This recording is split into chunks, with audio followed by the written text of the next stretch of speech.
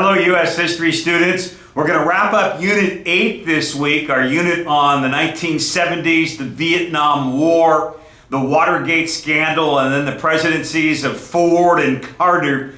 And then we'll segue straight into Unit 9.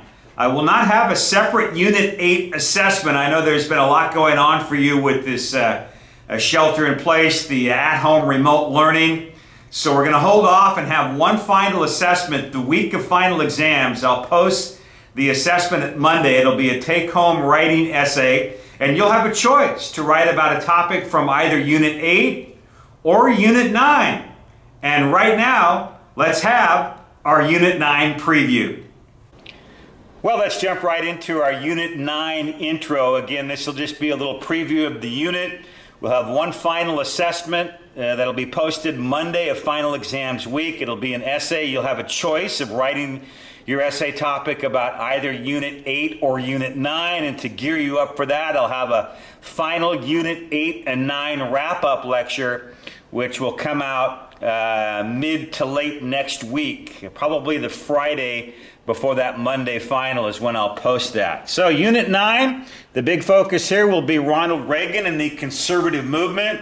Reagan won in 1980 over Jimmy Carter. He brought us trickle-down economics.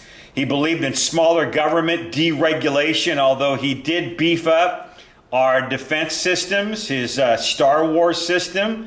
But Reagan was responsible for the creation of a lot of wealth in the 1980s. He also was a big part of the end of the Cold War.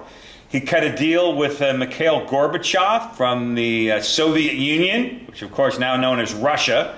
But the two signed the deal to disarm and dismantle much of the nuclear power that the two countries had assembled, and then the Berlin Wall came down in 1989. Reagan was involved in some controversy, I guess, the Iran-Contra affair. You'll see some of that during the unit. That was one area of foreign policy that was a little bit of scandal that surrounded the Ronald Reagan presidency. But other than that, Reagan was very popular. He won by landslide in 1984. And his vice president, George Herbert Walker Bush, the older of the two Bushes, won by landslide following Reagan in 1988. So a big time of conservatism. Then we move into the 1990s, the arrival of President Clinton in 1992, a movement more towards Democrats in power again. Clinton won in 92 and again in 1996. He had his own bit of controversy and went through an impeachment process, which we will see as we talk about Mr. Clinton next week. And then we kind of end things with the 2000 election, a very close election between Bush and Gore.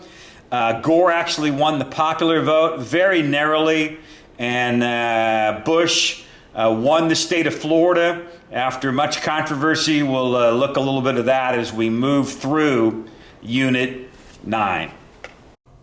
All right, that's a little look at Unit 9 the next couple of weeks. I'll come back a bit later towards the end of the unit and have one final lecture for you. All the key points from both Unit 8 and Unit 9 to help you get ready for that final assessment, the final take-home essay, which will be posted on Monday, June 1st. Have a great week, everybody.